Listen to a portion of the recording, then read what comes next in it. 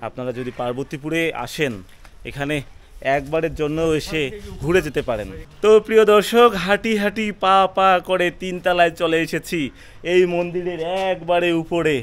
প্রিয় দর্শক, হাঁটতে হাঁটতে এমন একটি জায়গায় আসলাম যেটি ব্রিটিশ আমলের তৈরি কিছু রেলের বাড়ি।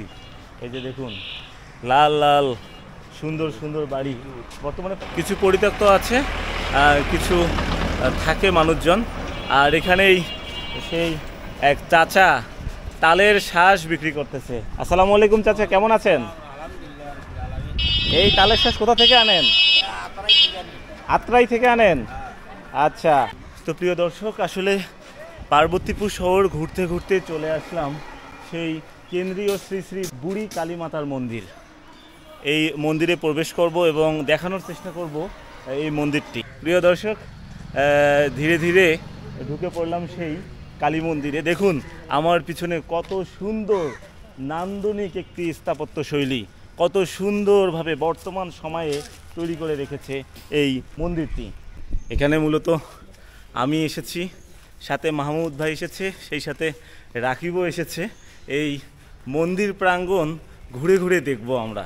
দেখুন যে মন্দিরটি তৈরি হচ্ছে তার পাশেই, অর্থাৎ সামনেই রয়েছে আর একটি মন্দির। কত সুন্দর দৃষ্টিনন্দন স্থাপনা এটি, যা দেখে আপনারা একেবারে বিমোহিত হয়ে যাবেন। আপনারা যদি পার্বতীপুরে আসেন এখানে একবারের জন্য এসে ঘুরে যেতে পারেন। আসলে এটি বর্তমান সময়ে তৈরি একটি কালী মন্দির, উত্তরবঙ্গের সবচেয়ে বড় বর্তমান সময়ের কালী মন্দির এটি। এই যে দেখুন প্রিয় দর্শক, মন্দিরের ঠিক মাঝামাঝি জায়গায় চলে এসেছি। এখন পর্যন্ত কাজ চলমান আছে। এই মন্দিরের উপরতলায় অর্থাৎ তিনতলায় উঠব।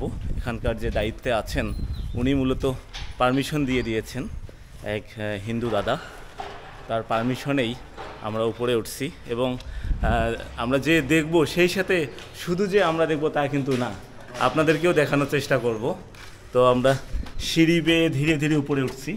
প্রিয় দর্শক দেখুন, এই মুহূর্তে আমরা এই যে নিচতলা থেকে দ্বিতীয় তলায় এসেছি, আর ধীরে ধীরে তৃতীয় তলার দিকে আমরা উঠব এবং আপনাদেরকে দেখানোর চেষ্টা করব যে তৃতীয় তলায় কি আছে এবং কত সুন্দরভাবে এই স্থাপনাটি তৈরি করেছে।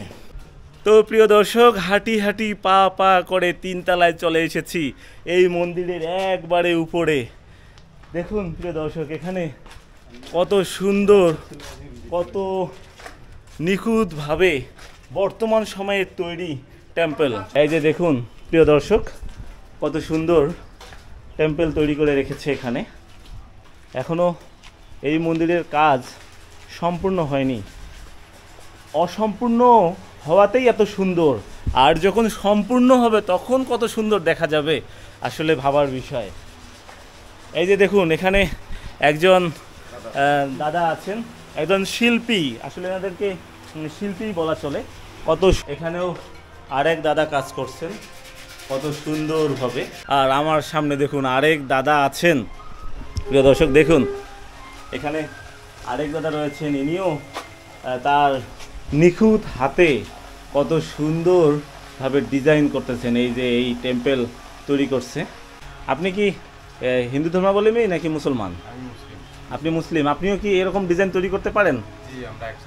একসাথেই কাজ করেন। দেখুন প্রিয় দর্শক, আমি যে কান্তজির মন্দিরে গিয়েছিলাম, যে মন্দিরটি মুসলমানরা তৈরি করেছে, অর্থাৎ সুদূর পারস্য ইরান থেকে এসে তৈরি করেছে, তো তেমনই এখানে যে মন্দির, কালী মন্দির তৈরি হচ্ছে পার্বতীপুরের সবচেয়ে বড় কালী মন্দির, এই মন্দিরেও কিন্তু একজন মুসলমান ভাইয়ের দেখা মিলল। আর এখানে বর্তমানে বিভিন্ন কারিগরেরা কাজ করতেছেন। এই যে দেখুন কত সুন্দর নিখুঁত হাতে সাজিয়ে দিচ্ছেন এই মন্দিরটিকে। প্রিয় দর্শক দেখুন, এটি মূলত নিচে নামার সিঁড়ি। এখানে দুটি সিঁড়ি ব্যবহৃত হয়েছে, প্রথমটি ওইদিকে আর দ্বিতীয়টি এইদিকে।